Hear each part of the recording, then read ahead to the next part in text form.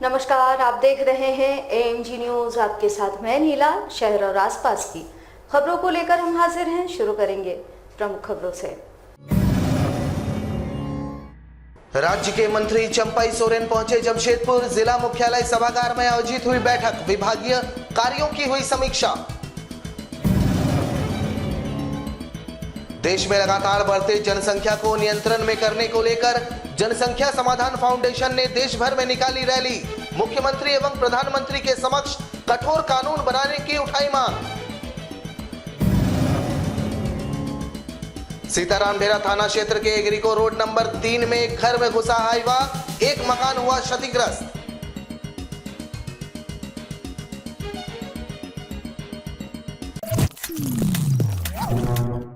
अब खबरें विस्तार से। राज्य के आदिवासी कल्याण और परिवहन मंत्री चंपाई सोरेन शुक्रवार को जमशेदपुर पहुंचे, जहां उन्होंने विभागीय कार्यों की समीक्षा की। वहीं बैठक में मंत्री ने दोनों विभागों के पदाधिकारियों से रुके हुए कार्यों में तेजी लाने का निर्देश दिया। इस दौरान जिले के उपायुक्त के साथ दोनों विभागों के अधिकारी मौजूद रहे। मंत्री चंपाई सोरेन ने बताया कि जब से झारखंड में हेमंत सोरेन की सरकार बनी है, कोरोना वायरस के संक्रमण ने न केवल झारखंड बल्कि पूरी दुनिया त्रस्त है। उन्होंने मुख्यमंत्री हेमंत सोरेन को वैश्विक महामारी से निपटने में पूरी तरह सक्षम बताया और कहा कि राज्य की जनता के सहयोग से राज्य में कोरोना धीरे धीरे नियंत्रण में आ रहा है। ऐसे में राज्य में रुके विकास कार्यों में तेजी लाने के उद्देश्य से विभागीय समीक्षा की जा रही है। हालांकि उन्होंने कोरोना प्रोटोकॉल का पालन करते हुए लोगों से घरों से बाहर निकलने की अपील की। इस दौरान मंत्री ने जमशेदपुर एक्सचेंज द्वारा क्षेत्र में मच्छर जनित रोगों से निपटने के लिए लाए गए फॉगिंग मशीनों का अनावरण किया और विभाग को समर्पित किया। वहीं उन्होंने शहरी के साथ साथ ग्रामीण क्षेत्रों में भी मशीनों की जरूरत बताते हुए ग्रामीण क्षेत्रों में भी उपलब्ध कराने का निर्देश दिया। इस दौरान मशीनों का ट्रायल भी किया गया। कल्याण विभाग परिवहन उसी को जिला स्तर पर विभिन्न योजनाओं के ऊपर चर्चा हुई, समीक्षा किया गया।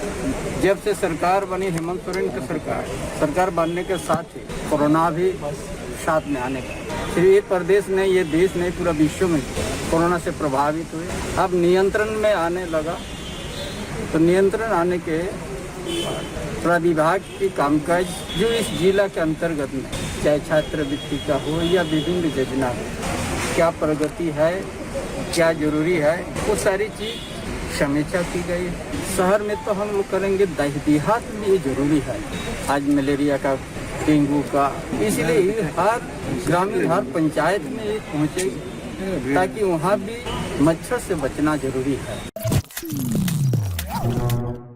देश में लगातार बढ़ती जनसंख्या को लेकर जनसंख्या समाधान फाउंडेशन जमशेदपुर इकाई की ओर से जिले के उपायुक्त को प्रधानमंत्री और मुख्यमंत्री के नाम मांग पत्र सौंपते हुए एक कानून बनाए जाने की मांग की गई। इस संबंध में जानकारी देते हुए जनसंख्या समाधान फाउंडेशन जमशेदपुर इकाई के अध्यक्ष प्रेम झा ने बताया कि देश में लगातार बढ़ती जनसंख्या चिंता का विषय बनते जा रहा है।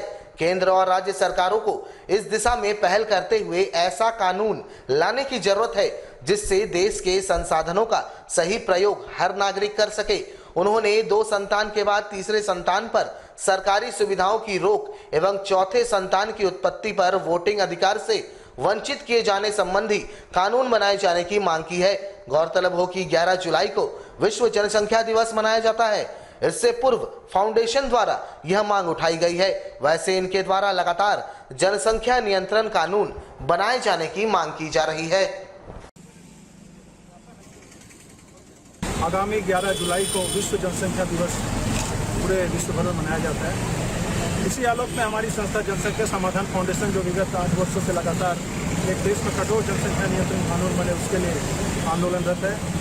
इसी क्रम में आज चूँकि 11 जुलाई रविवार का दिन है, आज शुक्रवार का दिन हमारे केंद्रीय नेतृत्व की टीम, जो हमारे जनसंख्या समाधान फाउंडेशन की केंद्रीय इकाई है, उन्होंने तय किया है। और आज उसी आलोक में देश भर के सभी जिला मुख्यालयों पर जिला की टीम के द्वारा प्रधानमंत्री श्री नरेंद्र मोदी जी एवं राज्य सरकार के मुख्यमंत्री जी के नाम ज्ञापन सौंपा जा रहा है। उस ज्ञापन के आलोक में एक मांग पत्र रखा गया है उस मांग पत्र में बताया गया है कि किस प्रकार देश में बढ़ती जनसंख्या देश के विकास में बाधक है, यहाँ के संसाधनों के दोहन के लिए वो जिम्मेदार है।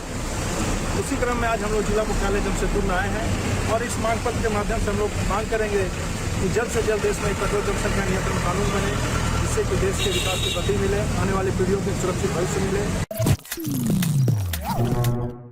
जमशेदपुर के सीताराम डेरा थाना अंतर्गत एग्रीको रोड नंबर 3 स्थित एक मकान में बीती रात एक अनियंत्रित हाइवा एक मकान में घुस गया, जिससे मोहम्मद अजहर नामक व्यक्ति का घर पूरी तरह क्षतिग्रस्त हो गया। हालांकि ऊपर वाले का लाख लाख शुक्र है कि इससे किसी इंसानी जीवन को कोई नुकसान नहीं हुआ।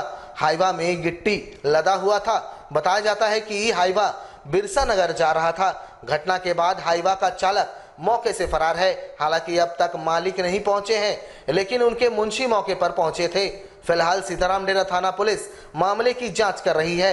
मकान मालिक के अनुसार जब तक नुकसान की भरपाई नहीं होगी, हाइवा हटाने नहीं दिया जाएगा। लगभग 1 से 1.5 बजे का लगभग का घटना है और इसमें माल गिट्टी भरा हुआ है और घर तो आप देख ही रहे हैं कि कैसा टूटा है और नुकसान वही है, लेकिन किसी मतलब इंसान को लगा नहीं है। हालांकि 2 आदमी सोया हुआ था रूम में, वो तो दरवाज़ा एकदम लॉक हो गया था, तो उसको बहुत मुश्किल से खोल करके फिर उसको बाहर निकाला। गाड़ी बिरसा नगर जाने का था। अब ड्राइवर पता नहीं रात में इधर कैसे घुसा दिया, समझ में नहीं आ रहा। हम घर मोहम्मद अजहर अंसारी का। एनसीपी युवा मोर्चा के राष्ट्रीय प्रवक्ता डॉक्टर पवन पांडे के नेतृत्व में एक प्रतिनिधि मंडल ने उपायुक्त महोदय को आगामी नगर निगम एवं परिषद के चुनाव के संबंध में मांग पत्र सौंपा। मांग पत्र के माध्यम से डॉक्टर पवन पांडे ने कहा कि मानगो नगर निगम का चुनाव होना बेहद जरूरी और ऐतिहासिक कदम है, क्योंकि इससे मानगो नगर निगम क्षेत्र के अंतर्गत आने वाले लोगों को अपने तीसरे मत का अधिकार के साथ साथ क्षेत्र के विकास के लिए केंद्रीय फंड भी मिलेगा। लेकिन चुनाव को लेकर स्थितियां साफ होनी चाहिए। चुनाव को लेकर राजनीतिक दलों में ओहापोह की स्थिति बनी हुई है, क्योंकि कुछ बुनियादी सवाल है जिनका स्पष्ट होना बेहद जरूरी है। जैसे मानगो नगर निगम में कौन कौन सी सीट किस आरक्षित श्रेणी को जाएगी, आरक्षण का प्रारूप क्या होगा, एससी, एसटी और ओबीसी कोटे के कौन कौन सी सीटें होंगी, महिला आरक्षण का क्या व्यवस्था है, सामान्य सीटें कौन सी होगी। बिना इन सभी बातों के स्पष्ट हुए चुनाव नहीं हो सकते। इसलिए मानगो नगर निगम के 36 वार्डों सहित मेयर एवं उप मेयर के आरक्षण की स्थिति को स्पष्ट करना बेहद जरूरी है। निगम और दिक्सलाई नगर परिषद का चुनाव का जो प्रारूप आया है उसका हम लोग स्वागत करते हैं। हम लोग ये आज मांग करने आए हैं कि जिला प्रशासन ने जिस प्रकार क्षेत्र और आबादी दर्शाया है, जैसे 36 वार्ड दिया है मानगो नगर निगम में, 22 दिया है दिक्सलाई नगर परिषद, तो हम लोग ये चाहते हैं कि स्थिति क्या होगी सीटों की, कौन सी सीटें एसटी आरक्षित होगी, कौन सी एससी होंगी, कौन सी ओबीसी होंगी, कौन सी महिला होंगी, इसका भी प्रकाशन अविलंब किया जाए, ताकि सभी राजनीतिक दल और चुनाव लड़ने के इच्छुक प्रत्याशियों को ये पूरी तरीके से ये क्लियर हो कि कौन सीट में उनको कैसी तैयारी करनी है। इसी मांग को लेकर जाएगा। जमशेदपुर शहर व आसपास स्थित जगन्नाथ मंदिरों में इस वैश्विक महामारी को देखते हुए कोरोना गाइडलाइन के तहत प्रभु जगन्नाथ के नेत्रोत्सव का आयोजन किया गया, जिसमें पुरोहितों ने विधि विधान एवं मंत्रोच्चार के साथ पूजा पाठ किया। एक पखवाड़े तक बीमार रहने के बाद भगवान जगन्नाथ, बड़े भाई बलभद्र और बहन सुभद्रा नेत्र उत्सव में एक साथ दर्शन देंगे। इस दिन का भक्तों को 1 साल से इंतजार रहता है। बता दें, देव स्नान के बाद प्रभु के बीमार पड़ने से आंखों में जलन उत्पन्न हो जाती है। उसके बाद आंखों में पट्टी बांधी जाती है। नेत्र उत्सव से पहले पट्टी खोलने की परंपरा है। इसी क्रम में खास महल स्थित जगन्नाथ मंदिर में नेत्र उत्सव पूजा का आयोजन किया गया, जहां मंदिर कमेटी के साथ साथ शहर व शहर के आसपास के पुरोहित कोरोना का गाइडलाइन के तहत पूजा अर्चना करते दिखाई दिए। आपको बता दें कि रथ यात्रा 12 जुलाई को है। आज नेत्रोत्सव है, नेत्रोत्सव गंगा पानी और कूद और इसमें तुलसी पाता और मधु कपूर दे के पंचामृत करके उसको स्नान कराई। उसके बाद हल्दी पानी दे के उसको स्नान कराई। उसके विधि का विधान अनुसार उसका नेट बांधा हुआ है चंदन से, और उसका ऊपर में ध्वजा में सब कपड़ा बांधा हुआ है। उसके बाद हम लोग पूजा अर्चन किए। पूजा अर्चन करके तो सब विधि का विधान अनुसार हम लोग पूजा किए हैं। परसोडी के सरजमदा जगता मैदान में जिला परिषद उपाध्यक्ष राजकुमार सिंह के द्वारा सरना संवत मार्शल मड़वा क्लब के खिलाड़ियों को जैकेट और फुटबॉल प्रदान किया गया और खेल के प्रति उन्हें प्रोत्साहित किया गया। साथ ही उनके उज्जवल भविष्य की कामना की गई।